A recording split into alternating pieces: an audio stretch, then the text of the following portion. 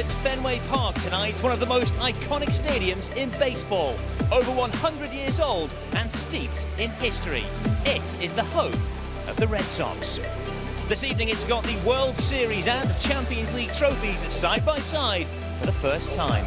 Liverpool are in town. They've arrived for Game 4 of their pre-season. Fans out in force in the Boston sunshine.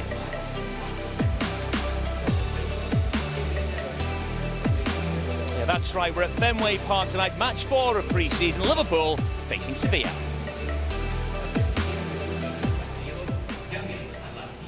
Yeah, welcome to Fenway Park and Matchday Live. Jason McAteer, Patrick Berger, my guests for this one. I can't believe I can say I've reached first base with you two boys tonight. What a setting for a match this is. It is quite incredible. We spoke about it yesterday, Jason, just when the guys were here training. It is just a fantastic kind of historic venue for sport. It's brilliant. Before we start, how long did it take you to come up with that opening line? Top of the head then, nice one. Seriously, yeah. You're like a comedy genius. You're like Ricky Gervais. Take that. Fantastic stadium. Obviously not a football ground or a soccer pitch, but it's an iconic sporting venue, isn't it? Steeped in history. Me and Paddy were talking about it before. It's got that lovely old feel to it, classic, you know, ground, isn't it? You know, we see so many football grounds changing into stadiums now in England, don't we? You know, to accommodate the commercial aspect of a football club, to bring in the finances, more supporters, and them old-fashioned grounds are gone. Watford last season was a pleasure to go to, because that was an old ground. And I was saying to Paddy, I got the pleasure of playing at the Vincent Calderon a few seasons ago in a Legends game, and that was historic football pitch, really old but well kept. And that's what this reminds me of. It's a great setting to hold a football game. Yeah, it's nice just wandering about. You get a sense of the sporting history. You know, you guys have had a wander in the corridors downstairs, Paddy. You were hitting in the cage a little bit yesterday together. Just got a good feel about it. And as a player, it must be nice to experience something else on pre-season alongside all the hard graft. Yeah, I mean, wherever you work, you know, around the stadium or even inside, I mean, you can feel the history. I mean, you can see how successful Red Sox have been, you know, over the years. And I would love to play on the stadium like this. You know, I wouldn't mind to play here. It's a fantastic setup, and I'm really looking forward, you know, to watch the boys playing on such an iconic stadium. Yeah, one of the themes of these pre-season games, Jason, is the temperatures the boys are having to deal with. It's the same tonight. We're approaching 100 degrees. It's the high 30s. It's going to be a real challenge physically for the boys, as it was in Notre Dame a couple of days ago. Certainly first half, you know, the sun will still be high, sort of last half an hour of the game. Certainly the other night in Notre Dame, the sun dropped, didn't it? And so did the temperature, so it was easier for the lads who come on for that half an hour. But certainly the first hour of this, it's going to be a tough test. I think Paddy made a great point just before we come on air. You know, Notre Dame, they had to wheel in the grass, didn't they, and knit it together only a few days before Liverpool played.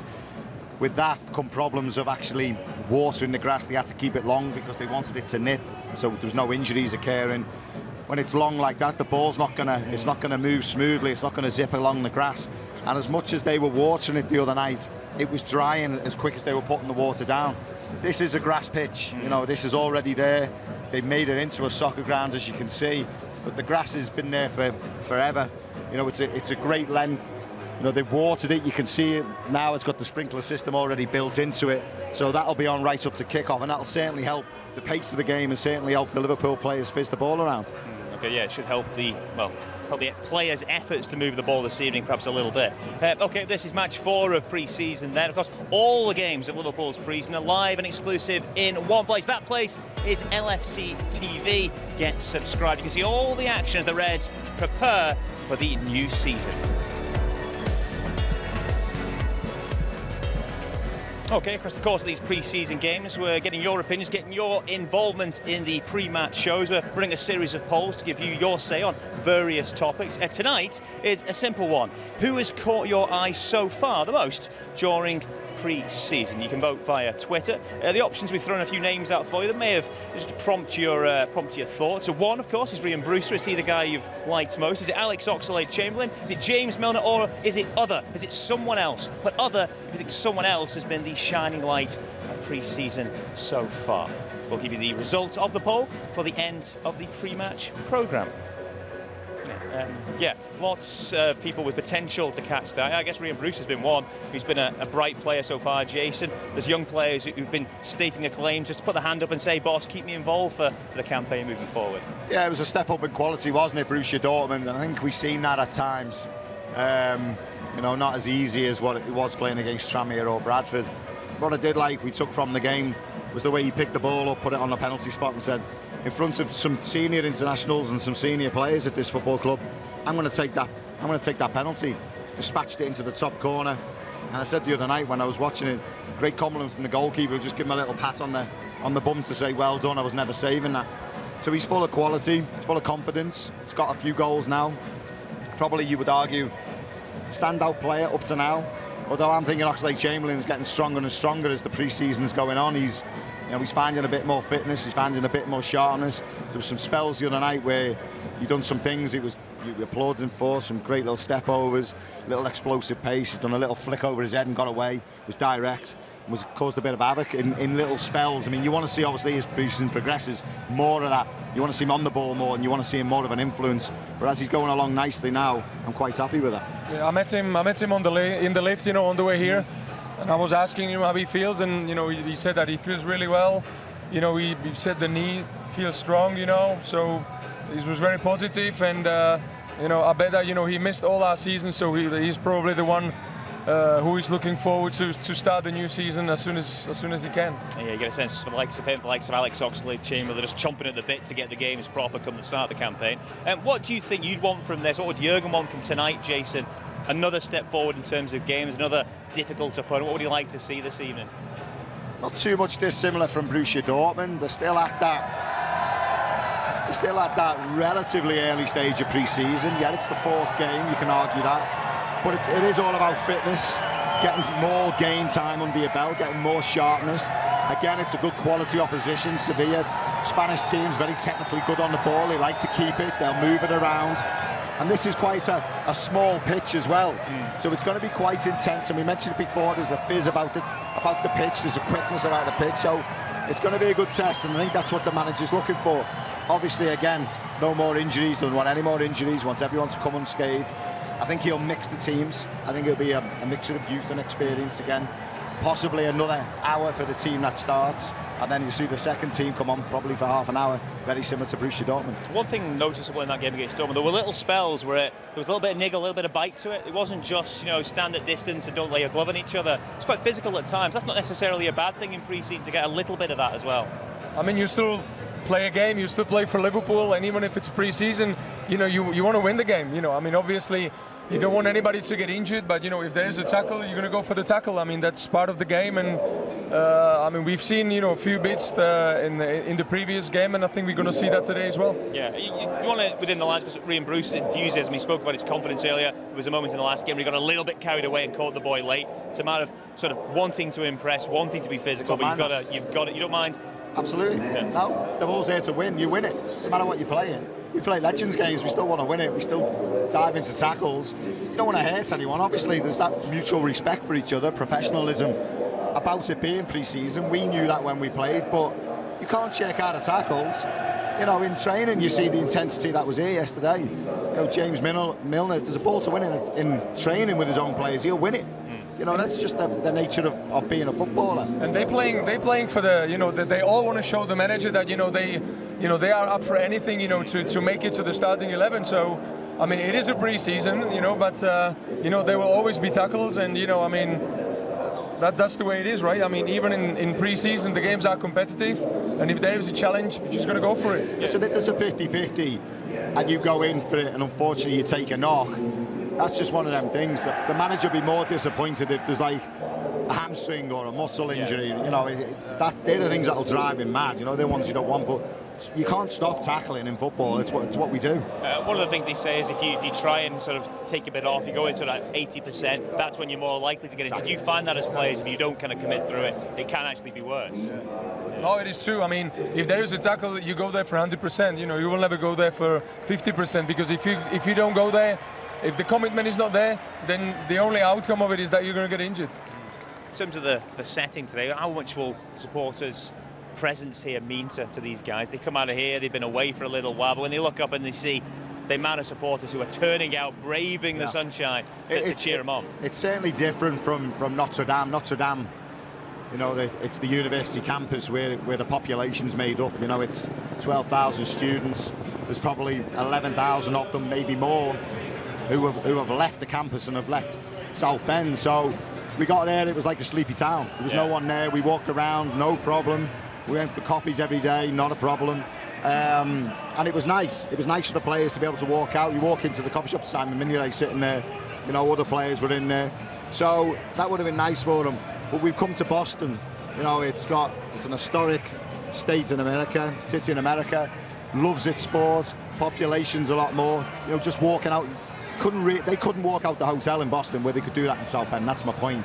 But obviously the fans here, it's much more intense. I think it's going to be a full house here. We're going to play in that. So you can see the impact of what the fans are actually in Boston. They've had it quite easy in Notre Dame as fans go, although we still got 40, 50,000 at the stadium.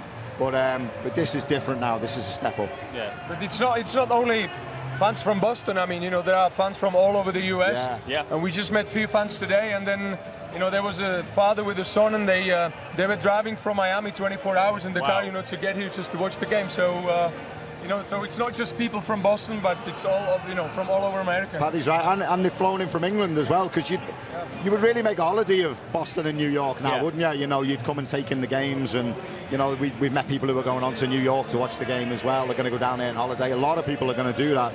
So there's a bit more intensity about the nature of the crowd. You know, like I said, it's going to be full, it's going to be plenty of noise. But there's a bit of a relationship developing, isn't there? Because this isn't the first time we've been to Fenway. Obviously, there's the connection in the owners, the connection with the Red Sox. So this is kind of like a little bit of a home away from home now as well. There's a bit more of a feel to this place, a bit more of like a home game for us in that regard. Of course, I mean, we've got a great relationship, haven't we? Obviously, we share the same owners. Yeah, they've done brilliant for the football club. But, you know, this is an historic park. You know, it's a bit awkward sometimes looking at it from the angles at the football pitch and the way they put it in, but yeah, it's just brilliant. There's a great relationship, as you can see. There's a lot of fans here, and it's a very difficult market to break into, the American market, when it comes to soccer. Yeah, the women's team have done amazingly well winning the World Cup, and hopefully the awareness will come from that. But breaking into, you know, the four main sports is very, very difficult. So hopefully we can, coming back here, or certainly coming back this pre-season as European Championships, will help generate more fans for us this part of the world. Okay, guys, let's get to the Liverpool team that starts this fourth game of pre-season then. There's a debutant in the side, and it comes in goal. Andy Lonergan, at the age of, 35, gets a run out for the Reds. He's been part of the group over here training, joining on a short-term deal because of injuries to some of the younger keepers. He starts in goal. It's back four of Andy Robertson, Nathaniel Phillips, Virgil van Dijk and Trent Alexander-Arnold. In midfield, it's Ginny Wijnaldum, Jordan Henderson and Alex Oxlade-Chamberlain. Ben Woodburn, Divock Origi and Harry Wilson will be the three across the top. The substitutes tonight to pick from, Mignolet and Atherton, the two goalkeepers, Fabinho, Lovren, Milner, Gomez, Brewster, Matip, Kent, Lewis, Jones, Hoover, Duncan and Larouci. Well, there you go, that's not bad for Lonergan. His last match was in March, Rochdale 3, Scunthorpe 1 in League One. His next game is in Boston at Fenway, playing for Liverpool against Sevilla. Paddy, how must he feel? Yeah, it's a big difference, isn't it? Well, I'm sure that, you know, he's as a player, you know, you just want to, you know, enjoy it and play. And for him to play here, you know, for Liverpool and, you know, on such a stadium, in such an occasion, pre-season, I'm sure that he is looking forward, you know, to the game. Imagine that, though. I've not asked him yet what he was doing, but prior to being called up, you know, he just sat around, the phone goes, do you want to come on? Sorry, what? You want to do what? And next minute, he's playing here, Jason. It's incredible. It's not uncommon, to be honest, for goalkeepers for that to happen to, is it? You know, a lot of the big teams have three very good goalkeepers, don't we? We're very fortunate. We've got arguably the world's best goalkeeper, it's number one, and then a very, very good number two in Simon Mignolet. But, you know, you can't take your eye off it. If anything happens to either of them, you need a backup. You know, our kids that's what they are. The kids, the young, they're inexperienced. You know, so he's come in, he gets his opportunity. But it's, you know, he's come in, he's probably settled in by now. But once you, and Paddy will tell you, once you get over that white line, you switch on and become a professional. You've got a job to do. You know, he's a goalkeeper. You know, he's not a fan. He's won a ticket to play tonight. You know, we'll switch into match mode and, you know, we'll be fine. And by the way, he's not got certainly a bad back four in front of him tonight, has he? So they're all right. Yeah, probably three of the four first choice defenders are in front of him this evening. Okay, what's the manager thinking ahead of tonight's game? We can find out. He's speaking with Peter McDowell. Well, Jurgen, iconic venue here at Fenway Park. A good occasion this to take part in a football match, albeit very warm.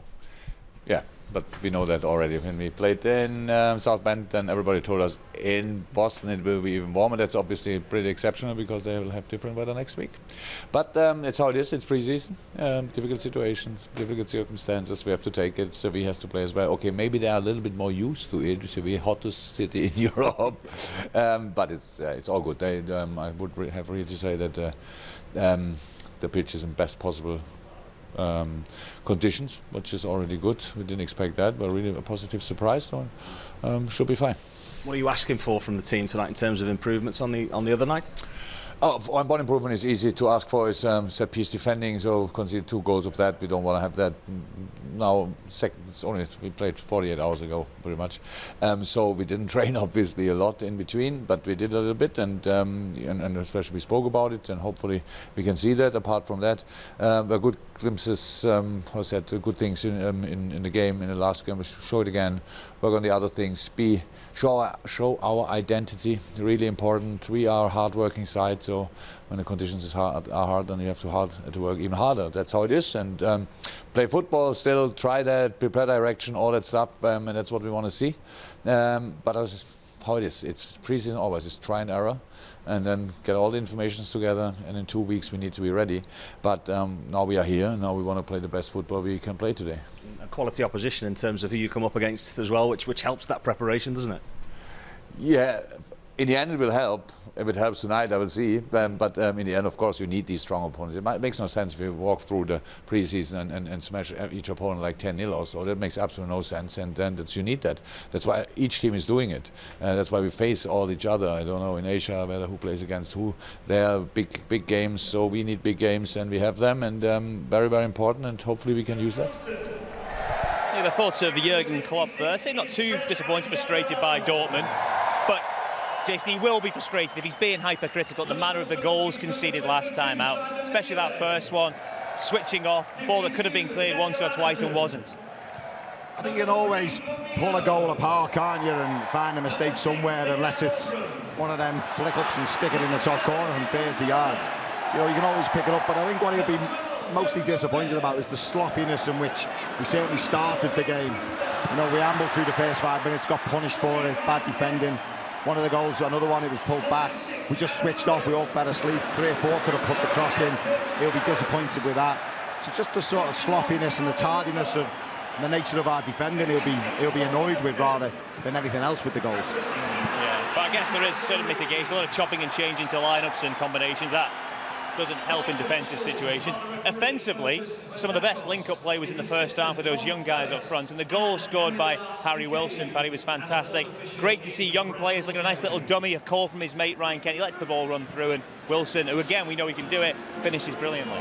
No, I mean, it was a great goal. You can see that, you know, the young players and the newcomers, you know, they play with a lot of confidence.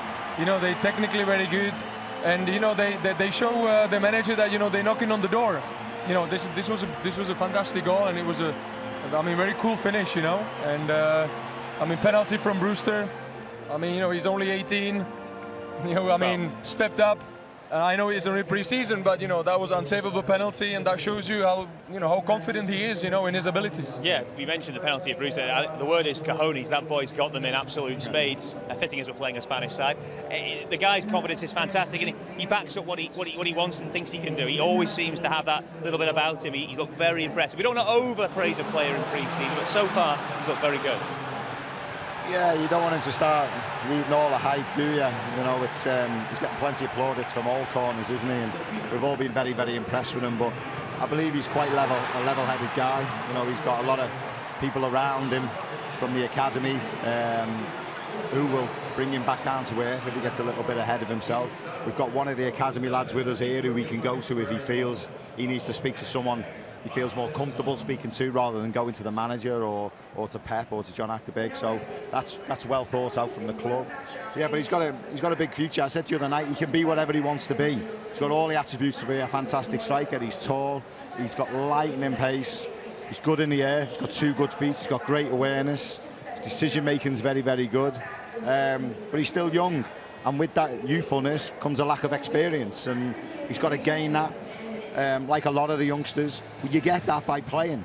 So this is a manager who's got belief in them youngsters, and he'll get his opportunity. Yeah, but having confidence is so important. You know, you guys have played at the very highest level. If you don't have a confidence or a belief in yourself, how can you possibly step out and try and do what you do in training in front of this kind of crowd? You just couldn't do it. No, I mean, there was a lot of players. They were fantastic from Monday till Friday, and then when they came, when they played in the, you know, the game at the weekend, you know, they were, you know, half as good as during the week. So you basically need to believe in your abilities, and he certainly does. You know, I mean, you could see that, you know, from the first preseason game until the game against Borussia Dortmund. So you know, he has the quality. He knows that, and it's just about him. You know, how he's gonna deal with the pre-season situation, but so far he's been very good. He's got a lovely swagger about him. Some would say an overconfidence, or, you know, he's a little bit. But like Paddy said, I think you need that as a striker. You see it more and more in strikers, because that's the way they are. It's like Rooney, you know, some questions his temperament, but you took that out of Rooney and you lost half a player. You know, it's just the way he had to be. Sometimes you had to put up with his temperament, and sometimes in lashing out, because that's who he is, that's the nature of him. You know, who else? Robbie Fowler had a bit of an edge to him as well, but it made him the player he was. You wouldn't take any of that out of Robbie. So, you know, it's just that the way they are, and you've got to let them do it. And like I said, they get a little bit too far ahead of themselves. You've got Milner, you've got Henderson, you've got Oxlade-Chamberlain, you've got Jurgen Klopp as a great manager who will just knock him back down to size. So he's in good hands here. You know, there's some football clubs that you could go to where he wouldn't get away with it. And do you know what? I'd probably say Mbappe, you know, being led astray by maybe Neymar antics and stuff, and it's very difficult for a manager to have that. I think if Neymar goes, I think you'll see the best of Mbappe. I think he's gone slightly backwards since Neymar's gone to Paris Saint-Germain. Okay, well, this is match 4 of Liverpool's pre-season so far. All the games are available to watch in one place and one place. Only that place is LFCTV and LFCTV GO. Every game of this pre-season live and exclusive there. Details on how you can subscribe are on the website. Okay, let's remind you once again of Liverpool's starting 11 then. It goes as follows. Andy Lonergan gets a first appearance in goal for the Reds. He joined on a short-term deal, of course, through the course of these games in the US and the game over in Switzerland as well. The back four will be Andy Robertson, Nathaniel Phillips, Virgil van Dijk and Trent Alexander-Arnold. In midfield, it's Gini Wijnaldum, Jordan Henderson and Alex Oxlade-Chamberlain. 3 up top, Ben Woodburn, Divock Origi and Harry Wilson. The subs available this evening are Mignolet, Atherton, Fabinho, Lovren, Milner, Gomez, Brewster, Matip, Kent, Lewis, Jones, Hoover, Duncan and Larouci. This is the Sevilla team that lines up tonight. Sevilla, of course, finished 6th in the Liga. They've made a lot of new additions. A new manager, Jurgen Klopp, who comes in the former Real Madrid and Spain boss. 9 new additions in total for them across the course of the closed season. A few familiar faces in there. Luke de Jong, of course, was previously at Newcastle. Didn't do too well. Went on to be prolific at PSV. They've also got Fernando in their ranks, who was, of course, previously at Man City. And, of course, Jesus Navas, who was at Man City as well, and is rapid, Jason. Yes, he is. No, they've made quite a few signings, haven't they? I'm not so sure that they're at the level Liverpool are pre-season wise. You know, we talked about Borussia Dortmund possibly being a week ahead at Liverpool when it comes to the fitness and playing more games. I think these are slightly behind. I think they haven't played as many games, but they're still packed full of quality. Lopetegui, as you know, left the Spanish squad before the World Cup, didn't he? But very well respected manager. He's gone in there. I'm probably going to take him back, possibly pushing for one of them top 4 places that they were challenging for not so long ago when Unai Emery was the manager. You know, they had a great team, didn't they? Serial winners of the UEFA League. I think he won it 3 times on the spin, didn't he? So, you know, very good history in Europe, this club. Like you said, it's a bit of a rebuilding process after that 7th place finish last season in the Spanish League. Yeah, they've been the kings of the UEFA Cup, kings of the Europa League. Arguably, though, I would suggest Dortmund are a better team overall than Sevilla. Look at the quality of player overall. They have probably had the better squad. That's not to take it. These are a good team, but I think if you were playing through the course of a competitive season, you would say Dortmund with a tougher challenge. Yeah, I would say so. But, you know, on the other hand, I mean, I do watch the Spanish League quite often. And there are no bad teams in Spanish League. You know, they all can play football. There is a lot of players from South America. You know, the Spanish are technically very, very good. So it is going to be a good test. It's going to be a little bit different. You know, I think they will be trying to keep the ball as much as they can, as they normally do in Spain. And it's going to be good test for the boys. I think as well, Mark, I think Borussia Dortmund, I think you look at the game the other night and where they were in pre-season, the quality that they've got, played a very, very strong team to begin with. I think when you look at the results, you might have felt it could have gone either way. And the manager, okay, this could go either way, but you know, I'll deal with it if it's a bad result. But I think tonight he'll be looking at winning the game. You know, I think he'll look at this and think, no, I want to win this. I want to win this game. So I think there'll be a real intensity about Liverpool going about the business tonight. I was going to say, yeah, I know we talk about pre-season, results don't matter, but they do, especially if you lose one or two in a row, then they do start to matter. As Jason says, Paddy, there probably will be a little bit extra determination to make sure they get on the right end of this one tonight. Definitely. I mean, the first test they had was against Borussia Dortmund, you know, and the boys lost the game. I mean, even if they had chances, you know, to win it, but they didn't take advantage of them. And, you know, today there is nothing else on their mind than just, you know, go out there, you know, I mean, do exactly as the manager wants and, you know, win the game. Okay, well, Wijnaldum is one of the guys involved this city. We can get his thoughts ahead of tonight. The Dutch midfielder has been speaking with, again, of course, Peter McDowell. In Boston, what are the aims for the team tonight? Yeah, just play minutes, trying to do what we always trying to do, play football, play counter press if we lose it, trying to score goals, and to do it better than the game before. Because the intensity must be difficult in conditions you've already trained in today, but can you give us an insight into how difficult it is? It's really difficult. It's really hot. Takes a lot of energy of you, so yeah, it makes it even harder. And you get tired earlier in the game, and you know, when you're tired, it's always difficult to make the right choices or to play good passes or even play good. But I think it's a good test for us in the pre-season. It have to be hard because that's where you set the standard for the rest of the season. Competition for places starts now, doesn't it? With Ox being back in the mix and Adam Lallana around the squad as well. It gives us so many options, doesn't it, going forward this season? Yeah, I think it's always like that, and it should be like that at a team like Liverpool because it's a top team, top players. So yeah, I think it's normal, and it's keep the players sharp, and yeah, it's gonna be a big fight for who's gonna play. There are 3 places for 3 midfielders, so we will see what will happen. Good luck tonight. Thank you. Thanks, mate. Yeah, Wijnaldum there speaking with Peter McDowell. He's one of the players that thousands have turned out to see here at Fenway Park tonight. Our reporter, Jo Ankia, has been speaking to some of them. She's been out in the streets in and around Fenway.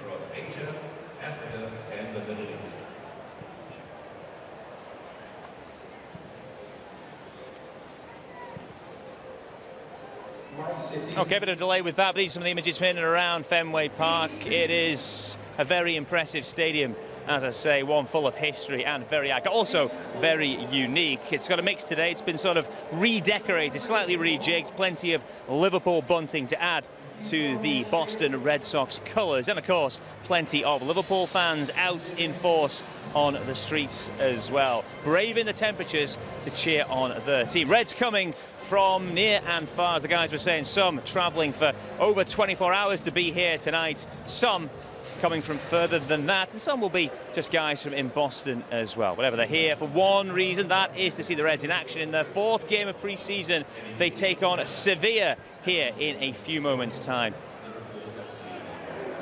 Thanks, Mark. Well, we are here outside Fenway Park, and as you can see, Liverpool, they brought a little piece of Anfield all the way to Boston. And fans have travelled from far and wide, and I found myself a family of Liverpool fans. Where have you come from, first of all? Colorado. Colorado. So why do you support Liverpool? Big fan since the 70s. Inspiration, Steve Highway, running down the wing. And this is your daughter here. Where have you come from? I'm from Boston here. Okay, so what's it feel like to have Liverpool play in your precious Fenway Park? Honestly, it's a dream come true, and I couldn't have asked for anything more. And this is your brother, I understand? Yes. Yeah. And so how excited are you to have Liverpool playing here? Oh, I'm so excited, and I can use it as an excuse to visit my sister. Excellent. Well, the fans have come from all over. It's not going to be easy, though, inside Fenway tonight. 5-time European Cup winners Sevilla. But the fans, the owners, everyone's made Liverpool feel right at home. So let's see if the magic of Anfield can be found inside the park. Back to you, Mark. Thanks to your spotters in fine spirits outside Fenway today, and they very well might be, because this is a great day for football and a great occasion for them, getting to see Liverpool in action. At the top of the show, I mentioned running a series of polls through the course of these pre-season games. Today's was who had caught your eye most so far during pre-season. The results are in. The winner with 66% of the votes is a man we've already spoken about through the course of this programme, young Ryan Brewster. Not bad going for him, so the coaches made their way back in behind us. Yeah, right amongst the action here. We couldn't be much more closer. Ryan Brewster is the guy that the people have voted for. As a young player, that's all you can do, catch the eye in pre-season. So far, he's doing that. Doesn't mean anything necessarily, but he's doing his part. The worst thing you can do, Virgil van Dijk said earlier this week, you know, the worst thing you can do at the end of a career, at the end of a season, is have regrets that you didn't give your all. He's done all he can. Yeah, but you know, I mean, Jurgen Klopp took him for the pre-season also because, you know, he's been playing great for the Liverpool youth team, you know. So, you know, he already proved that, you know, he has the ability, you know, he has the talent, you know, to be good enough to play for the first team. That's why he is here on the pre-season with the first team, and so far he has the, you know, and you know the fans can see it as well. You know, so far he has been, you know, fantastic. Certainly has. Okay, great stuff, guys. That is done for the pre-match show now. Next, it is live action of Game 4 of pre-season. All the coverage with Steve and Jason, of course. Live commentary. It's Liverpool Sevilla next.